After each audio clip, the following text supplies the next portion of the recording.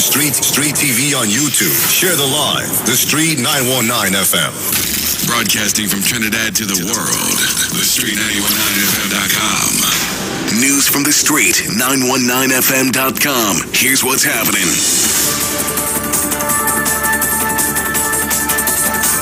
Good afternoon. I am Vanessa Thomas with the 12 o'clock news on the Street 919 FM and online Facebook and YouTube. In the headlines, Acting Police Commissioner Gary Griffith, now a civilian, has no power, says National Security Minister. New $500 million hotel coming for Tobago, and internationally, U.S. President calls for greater cooperation on climate change, global conflict, and the coronavirus pandemic. And now the news in detail. There continues to be challenges over the post of Acting Police Commissioner, with talk that Gary Griffith no longer has power in the role he once held. National Security Minister Fitzgerald Hines says the challenges were born not from the appointment process, but the fact that the process was not completed on time. Minister Hines explains. This occasion is that the process was not complete by the time the then Commissioner of Police's term expired, and they had to fix it with an acting commissioner. And they went ahead and they, in their own judgment and considerations, appointed Mr. Gary Griffith to act as commissioner pending the outcome of the process. Minister Hines said during the delay, the National Security Council got information that it could not ignore. National Security Council got information which it considered that it could not ignore and that it felt obliged to share with the Police Service Commission, which is the body that was responsible for appointing the Commissioner of Police, whoever he or she would eventually be. According to Minister Hines, the Commissioner appointed retired Justice of Appeal Stanley John to investigate the matter. Here he tells us more. On that basis, very recently, told in writing I would say, not acting Commissioner of Police, but told Mr. Gary Griffith that he should remain away from his desk until the outcome of this inquiry.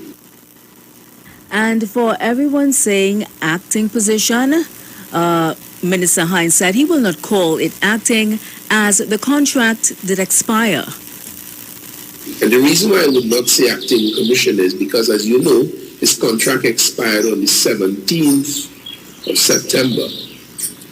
And a few days later, he applied to me as Minister of National Security for no-pay leave to travel abroad for 10 working days.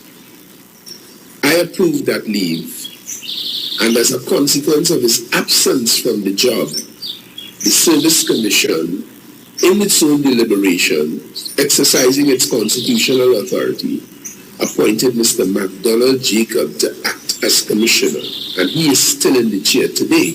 And you can only have one acting commissioner. Minister Hines went further to explain that the duration of Griffith's stay at bay was not indefinite and that Griffith approached him on the matter. He approached me on the matter. I sought advice, contemplated the issues, and suggested to him that he remain, in my words, at bay until the time for the leave that was approved with permission to travel expired. Somewhere inside of there was a misunderstanding of what I made very, very clear, and I heard it said that I had suggested that he remain on leave until further notice, which was not the truth. Overall, Minister Hines maintains that there is no political interference in the position that Griffith is in. In other news, the island of Tobago is expected to see a 4-star $500 million hotel constructed by 2025. On Tuesday, it was announced that construction of the Rocky Point Marriott Hotel and property development would be undertaken by Superior Hotels Trinidad and Tobago Limited. The construction of this hotel will have no government funding and will be all private sector driven. Chairman of ETEC, Imtiaz Ahmad, tells us more. A 200-room hotel, 28 duplex residences, 11 single-family luxury villas, 12 fully outfitted townhouses, beach and pool bar. Meanwhile, Tourism Minister Randall Mitchell stressed that the Marriott is the largest hotel chain in the world and as such will have great value to Tobago. They have their own reward system, their own reservation system. They do their own marketing and promotion, and they negotiate their own airlift. Also, Chief Secretary of Tobago, Ansel Dennis, expresses excitement of this new project. For this project, during the period of construction, would allow for 750 jobs. When it is completed, some 200 or so persons will be employed as well. Finally, on the international scene, U.S. President Joe Biden has called for greater cooperation on climate change, global conflict, and the coronavirus pandemic. The United Nations General Assembly in New York opened for in-person debate for the first time in nearly 2 years on Tuesday, with U.S. President Joe Biden warning of a decisive decade. Biden called for greater international cooperation on climate change, global conflict, and tackling the corona pandemic. Biden tells us more in this BBC report. Ladies and gentlemen, this is the clear and urgent choice that we face here at the dawning of what must be a decisive decade for our world. A decade that will quite literally determine our futures. As a global community, we're challenged by urgent and looming crises, wherein lie enormous opportunities if we can summon the will and resolve to seize these opportunities.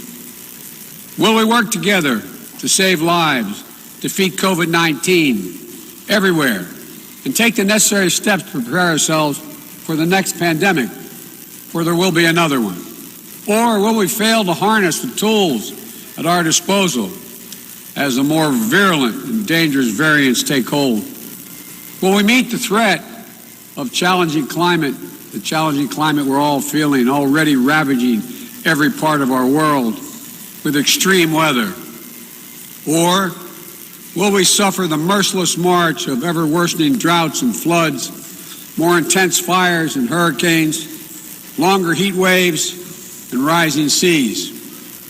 Will we affirm and uphold the human dignity and human rights under which nations in common cause more than 7 decades ago formed this institution?